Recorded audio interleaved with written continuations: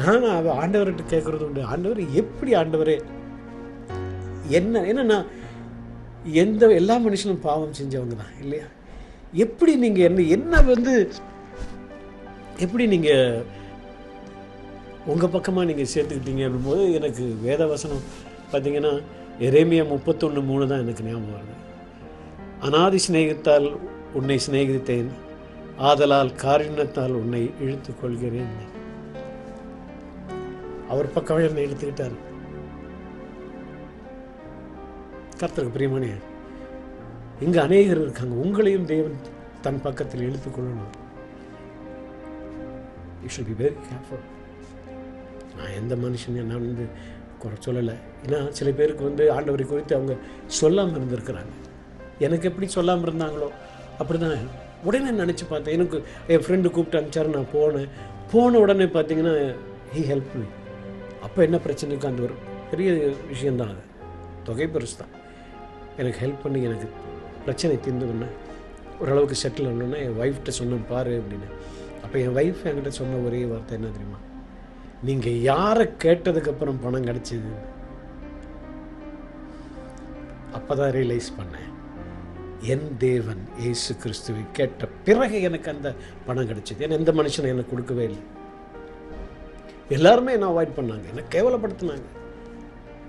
ஆனால் இயேசு கிறிஸ்து அப்படி கிடையாது. நேற்றும் இன்றும் என்றும் மாறாத தேவன். You might be rich, you might be poor, அதை பற்றி அவருக்கு ஒன்றும் கவலையே கிடையாது. நம்மளோடு இருக்கிற தேவன் இயேசு கிறிஸ்து ஒருவர். கர்த்தருக்கு பிரியமானவர்களே, எனக்கு அப்பதான் நினைச்சேன், நான் எவ்வளவு தப்பு பண்ணேன். இந்த தேவனை விட்டு விக்கிரங்களை வழிபாடு பண்ண வேதம் சொல்லுது. எரேமியா 16:20 பார்த்தீங்கன்னா, மனுஷன் தனக்கு தேவர்களை உண்டு பண்ணலாமா, அவர்கள் தேவர்கள் அல்லவே. உண்மைதான், எனக்கு தெரியல. பைபிள் படிச்சிருந்தேன்னா இந்த வசனம் எனக்கு தெரிஞ்சிருக்கும். அப்பவே எனக்கு பைபிள் யாரும் கொடுக்காம போயிட்டாங்கன்னு இப்போ நினச்சி நான் வேதனை படுறேன். கர்த்தருக்கு பிரியமானவர்களே, இதெல்லாம் பைபிளில் போட்டிருக்கு. இதை தெரிஞ்சும் நான் என்னை போன்றவர்கள் எத்தனையோ பேர் தப்பு பண்ணலாம் இல்லையா? அந்த மாதிரி அவங்களும் போய் அவங்களுக்கெல்லாம் யார் சொல்கிறது? நம்ம தான் சொல்லணும். ஏன்னா சுவிசேஷம் சொல்கிறது நம்ம மேல் உள்ள இந்த கடமை இல்லையா? இதை பார்த்துக்கிட்டு இருக்க என் அன்பு சகோதரர்கள் சகோதரிகளை, உங்கள் ஒரு தீர்மானம் எடுத்துக்கங்க. நீங்கள் தேவனை அறியாத அநேகர் இருக்கிறார்கள், அவர்களுக்கு நம்ம சொல்லுங்கள். ஜூனியர் வேலையை பற்றி சொல்லுங்கள். நாம் பட்ட கஷ்டம் அதே மனுஷன், எந்த மனுஷன் நமக்கு இல்லை, தேவன் ஒருவர் தான் நம்மளோடு இருக்கிறார். கர்த்தருக்கு பிரியமானவர்களே, அப்போ டிசைட் பண்ண I should take my baptism. ஆமாம், சாக கடந்தேன், குடிச்சு போய் செத்து தொலைலாங்கிற மாதிரி இல்லை, ஏன்னா பயத்தினால. ஆனால் அதையெல்லாம் என் தேவன் என்னை முன் குறித்ததுனால அதெல்லாமே போயிடுச்சு. அப்போ நான் நினச்சேன், நல்ல வேளை நம்ம ஏதாவது ஆயிருந்தோம்னா இந்த தேவனார் இப்படிப்பட்ட தேவன் நம்ம அறியாமல் இருந்திருப்போமே நினச்சேன். நான் அப்போ நினச்சேன், I'm going to take my baptism. ஒய்ஃப்கிட்ட சொன்னேன். அப்போ ஒய்ஃபு ஷாக் ஆகிட்டாப்புல. ஏன்னா என் ஒய்ஃப் ஒன்றுமே தெரியாமல் இருந்த காலத்தில் போய் பேப்டிசம் எடுக்கும்போது நான் ஷாக் ஆனேன், அது வேறு மாதிரி. ஆனால் இப்போ ஒரு ப்ளசன்ட் ஷாக் அது. ஸோ எடுத்துங்க. அப்போது 2003 ஏப்ரல் 10 நான் என்னோடய ஞானஸ்நானத்தை எடுத்தேன். எனக்கு என்னென்னா பீச்சில் போய் எடுக்கணும் அப்படின்னு. ஏன்னா ஒரு புயல் காற்று அடிக்கும்போது தேவன் கடலை பார்த்தா இறையாதே அமைதியாக இருன்னு சொன்ன தேவன். அந்த தேவனுக்கு கடல் மேலே அதிகாரம் இருக்கும்போது உலகம்லாம் நாத்தி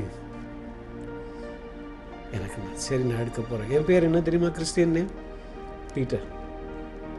ஏன் பேதுருவை செலக்ட் பண்ண? என்ன மாதிரி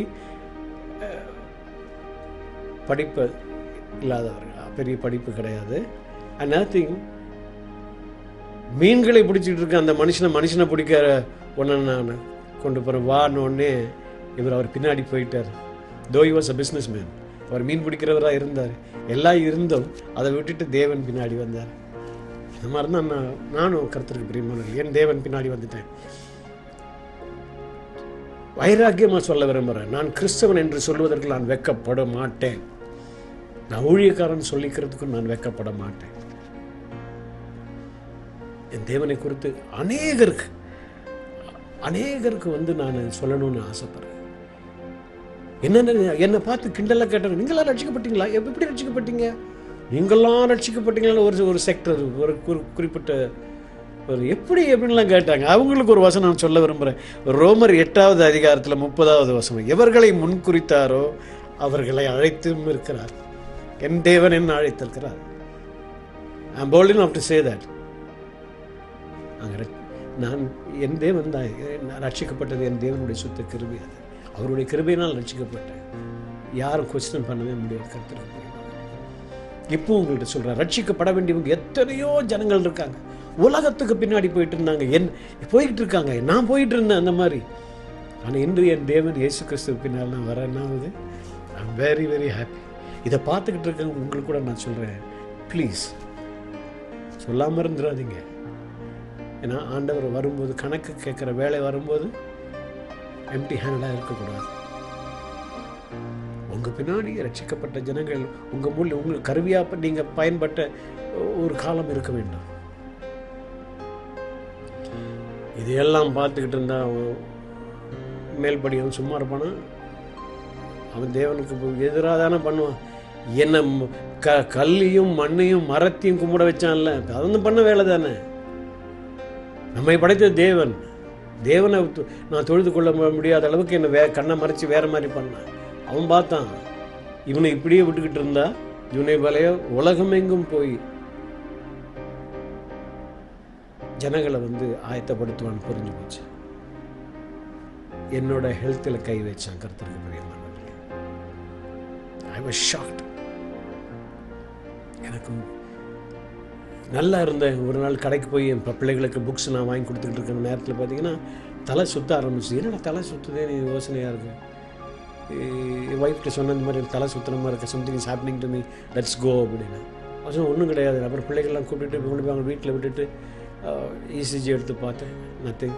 மறுநாள் எடுத்து பார்த்தேன், ஒன்றும் இல்லை, மறைக்கப்பட்டிருந்தது. ஆனால் மனித கண்களில் தயவு கிடைக்கும்படி செய்யும் தேவன் நம்முடைய தேவன் இல்லையா? எங்கேயோ நின்றுட்டு இருந்த டாக்டர் நேராக hello mister junior Balaiah, how are you? யாரை பார்க்க வந்தீங்கன்னு. வேறு யாரையும் பார்க்க வரல, என்ன காட்டிக்கிறது தான் நான் வந்தேன். இந்த மாதிரி என்னாச்சு, இந்த மாதிரி ஒரு மாதிரி பெயின். என்னென்னா என் முதுகில் ஒரு பெரிய ஆணியை எடுத்து இருக்கணும், எப்படி இருக்கும் அப்படி ஒரு வலி எனக்கு. ஐ குடன்ட் லெஃப்ட் ஹேண்ட் தூக்க முடியல, வலி இங்கே, ஷோல்டர் பெயின் எல்லாமே. அப்போ அவர் எல்லாமே சிம்டம்லாம் எழுதி வச்சுட்டு அவர் சொல்கிறாரு, ஐ திங்க் உங்களுக்கு ஹார்ட் ப்ராப்ளம் இருக்கும், போய் செக் பண்ணுங்க, அப்புறம் ஆன்ஜியோ எடுக்கணும் அப்படின்னு. இப்போ போய் அட்மிட் ஆகிட்டு உடனே அட்மிட் ஆகி உடனே I was not prepared actually. It take some time இல்லையா? ஏன்னா 2003 ஐ ஸ்டாப்ட் ஆக்டிங் ஃபிலிம்ஸ். பார்த்தீங்கன்னா படங்கள் ஒன்றும் பண்ணல. ஸோ படம் பண்ணலன்னும் போது உங்களுக்கு நேச்சுரலாக தெரியும் எப்படி இன்கம் எப்படி இருக்கும், என்ன இது. நான் ஊழியத்துக்கு மட்டும் தான் போயிட்டுருக்கேன். People support me. நான் அப்படி என்னுடைய வாழ்க்கை போய் கொண்டு இருக்கு. அந்த நேரத்தில்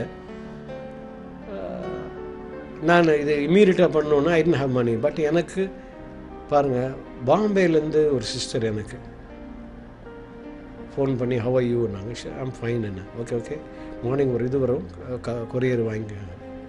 கொரியர் பார்த்தா எனக்கு ஆண்டவர் என்ன 2 வாட்டி ஆன்ஜியோ எடுக்கக்கூடிய அளவுக்கு எங்கள் இயேசு கிறிஸ்து என்னை ஆசீர்வதித்தார். இதே போய் ஆன்ஜியோ எடுத்துகிட்டு பார்த்தா ஒரு பெரிய குண்டு தலையில் விழுந்த மாதிரி ஆயிடுச்சு. என்னன்னு பார்க்குறேன்,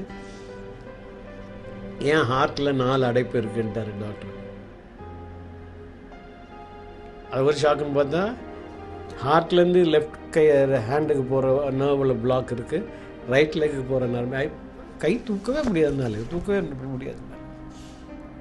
அப்போ நான் என்ன பண்ணுறதுன்னு தெரியாமல் அவஸ்தைப்பட்டு, தென் ஆன்ஜியோக்கே இவ்வளவு இருக்குது, இப்போ ஹார்ட் ஆப்ரேஷன் என்ன பண்ணுறது, அட்லீஸ்ட் வெரி எக்ஸ்பென்சிவ். சரி இப்போ நம்ம என்ன பண்ணலாம் அப்படின்னு சொல்லி எனக்கு ஒன்றும் புரியல. அப்போ என் மனைவி பார்க்கும்போது எனக்கு பாவமாக இருக்குது. they would miss me. அந்த ஃபீலிங் வந்துருச்சு. என் பிள்ளைகளை பார்க்கும்போது எனக்கு மனசு கஷ்டமாக இருக்குது. ஒரு நாள் அப்பான்னு கூப்பிட்டு இருந்தாங்க, திடீர்னு ஏதாவது ஆச்சுன்னா அப்புறம் அப்பான்னு எப்படி கூப்பிடுவாங்க, யாரை கூப்பிடுவாங்க? எனக்கு அதுக்குள்ள ஒரு பயத்தினால நான் அழுதுருக்கிறேன். அப்போ தான் பார்த்தீங்கன்னா நம்மை பலப்படுத்த தேவன் ஒருவரை ஆயத்தப்படுத்துவார். கர்த்தருக்கு தேவ தூதர்கள் அந்த காலத்தில் ஆண்டவருக்கு அவரை பலப்படுத்தினதாக வேதம் சொல்லுவேன். ஆனால் எனக்கு ஒரு நல்ல சகோதரர் எனக்கு கிடைச்சார். ஒரு நல்ல ரேப் அவுட் இருக்குது எனக்கும். எவாஞ்சலிஸ்ட் மோகன் C Lazarus, I can never forget him. இல்லை, ஆண்டவர் ஒரு நல்ல சகோதரர் எனக்கு கொடுத்துருக்காரு. அப்போது பார்த்தீங்கன்னா அவர் எனக்கு ஃப்ரான்ஸில் இருக்கார் அவர். From there he call me, கூப்பிட்டு பிரதர் எப்படி இருக்கீங்கன்னு. நான் அழுதுட்டேன். ஏன் ஏன் என்னாச்சு? நான் சொன்னேன், நான் செத்துருவோம் போல இருக்கு, இந்த மாதிரி சொல்கிறாங்க எல்லாம். உங்களுக்கு ஒன்றுமே ஆகாத பிறகு தைரியமாக இருங்க. நான் எப்படி சொல்கிறீங்க?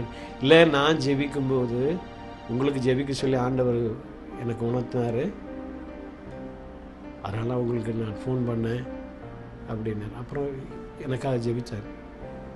அப்புறம் ஒய்ஃபுக்கிட்ட பசங்கிட்டலாம் பேசி அவங்களுக்கு ஜெபிச்சு, எனக்கு இந்த ஆப்ரேஷன் வந்து இந்த நடக்கிறதுக்குள்ளேயே இந்த போராட்டங்கள் இருக்குது பாருங்கள். எப்படியாவது இவன் ஆப்ரேஷன் பண்ணாமல் இருக்கிறதுக்கு என்னென்ன வழி பிசாசு ட்ரை பண்ணி பார்த்தான்.